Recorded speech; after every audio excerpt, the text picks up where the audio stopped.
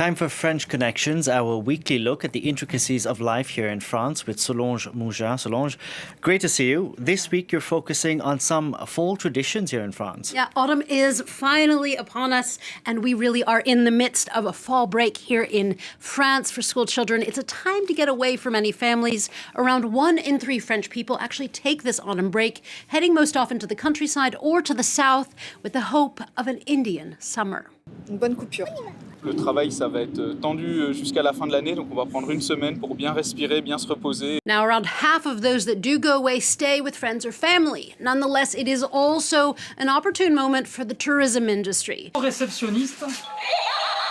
C'est pas négligeable sur une fin de saison comme ça, début novembre, fin octobre. Ça nous permet également d'allonger les contrats des salariés. Now, Solange, a smack in the middle of this autumn break, there's a French holiday. There is the 1st of November, or La Toussaint. It is a French national holiday, and it is our word du jour. Toussaint literally means All Saints, part of a Christian tradition called All Hallow Tide. It is sandwiched between Halloween, the Eve of the Holy or the Hallow, and the 2nd of November, or All Souls Day, which is known by many as the Day of the Dead. Now, in France, people, whether they are religious or not, they continue to pay tribute to lost loved ones on La Toussaint. In Paris alone, some 200,000 people go out to visit cemeteries. Pas parce qu'ils sont morts qu'on doit les oublier, hein.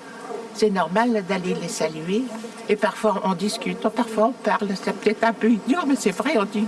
Une journée très importante pour nous. Hein. Il faut honorer nos disparus. Hein. On vient fleurir les tombes comme chaque année. For the historical anecdote, La Toussaint is not originally actually a biblical holiday. It dates back to the 4th century to celebrate martyrs. And then it's in the 9th century that the Pope moved it to November to compete, it is thought this, with the pagan celebration of Samhain, which is the 2,000-year-old Celtic harvest tradition that became the modern-day Halloween. Now, Solange, there are a number of traditions that are associated with All Saints, notably bringing flowers to tombs. Yeah, la chrysanthème, or the chrysanthemum, which is often just called mums. It is the flower of La Toussaint. 22 of the 23 million of them that are sold every year in France, well, they're sold on or around La Toussaint. Vous, c'est le gros de la saison? En ce moment, oui. Cette semaine et la semaine prochaine, oui. Un incontournable. Oui. Tous les ans, c'est une tradition. Pourquoi tu les as choisis? Parce qu'elles sont rouges. Now, why is this particular flower associated with the 1st of November? Well, they're asters, so they blossom in the fall, and they also resist quite well to the cold. A flower of the antiquity, the tradition really stuck in France after World War I, when in 1919, with much of France in mourning, the President Poincaré called for tombs to be decorated with flowers nationwide. Surtout les chrysanthèmes, c'est plus beau, c'est plus joli, c'est plus lumineux en fait. What are some of the other All Saints traditions we have? Well, originally and still to a good degree, it's candles that are lit to honor the deceased, which continues to be the case for many people on La Toussaint. On ne doit pas laisser les défunts dans l'obscurité, jamais de la vie, et plus particulièrement en cette nuit de la Toussaint, qui est la transition entre la nuit de la Toussaint et le jour des morts. In some areas, like in Corsica, the southwest of France, and especially in Catalonia, Spain, it's actually chestnuts that are the star of the holiday. Un partage, comme vous voyez, et on va laisser ce soir sur chaque table de chaque maison, une assiette de châtaignes grillées pour les défunts, puisque selon la tradition, les défunts viennent manger la nuit. So, Solange, you mentioned chestnuts, candles, flowers.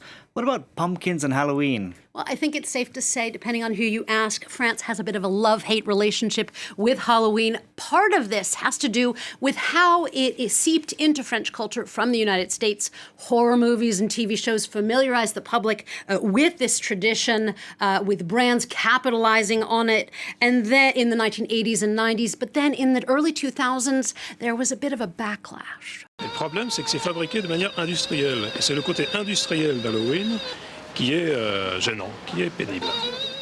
And some consumers, they actually turned their backs on Halloween. Nous, on a connu vraiment la fureur, la période extraordinaire où ça venait en France, il y avait un phénomène de mode.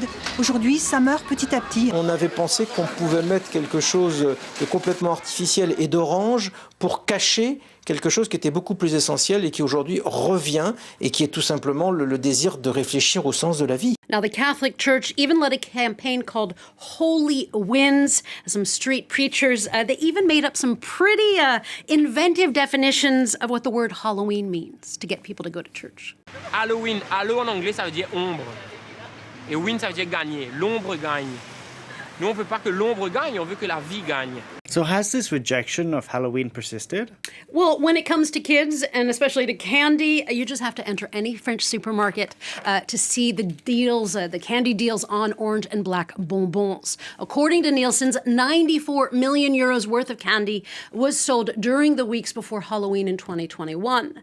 But there are also other signs. Many homes and shops, they hand out treats to kids who say un bonbon ou un sort, or trick or treat. And even some adults, well, they're pretty into it with events like haunted houses and zombie marathons. Enfant ou un truc d'adulte, les zombies? C'est pour tout le monde. J'adore courir et j'aime bien les courses à obstacles. Et alors là, sur le thème d'Halloween, parfait.